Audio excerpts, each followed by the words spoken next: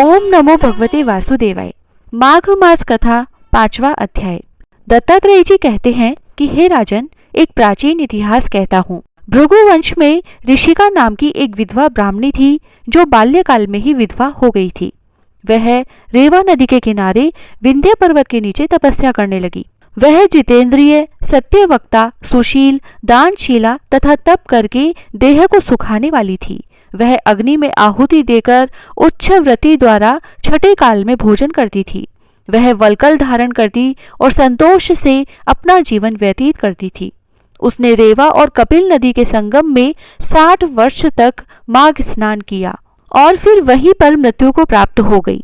माघ स्नान के फल से वह 4000 वर्ष तक दिव्य विष्णु लोक में वास करके सुंद और उपसुंद दैत्यों का नाश करने के लिए ब्रह्मा द्वारा तिलोत्मा नाम की अप्सरा ब्रह्मलोक में उत्पन्न हुई।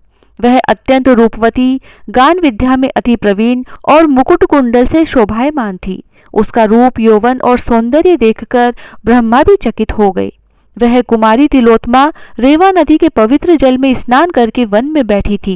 तब सुंद और उपसुंद के सैनिकों ने चंद्रमा के समान रूपवती को देखकर अपने राजा सुंद और उपसुंद से उसके रूप की शोभा का वर्णन किया और कहने लगे कि कामदेव को लज्जित करने वाली ऐसी परम सुंदरी स्त्री हमने कभी नहीं देखी, आप भी चलकर देखें।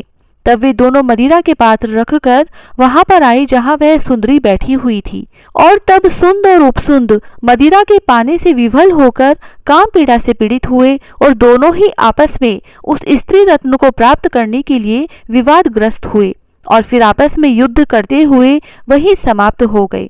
तब उन दोनों को मरा हुआ देखकर उनके सैनिकों ने बड़ा कोलाहल मचाया और तब तिलोत्मा काल रात्रि के समान उनको पर्वत से गिराती हुई 10 दिशाओं को प्रकाशमान करती हुई आकाश में चली गई और देव कार्य सिद्ध करके ब्रह्मा के सामने आई तो ब्रह्मा जी ने प्रसन्नता से कहा, हे चंद्रवदनी, मैंने तुमको सूर्य के रथ पर स्थान दिया। जब तक आकाश में सूर्य स्थित है, नाना प्रकार के भोगों को भोगो। सो हे राजन, वह ब्राह्मणी अब भी सूर्य के रथ पर माघ मास स्नान के उत्तम भोगों को भोग रही है।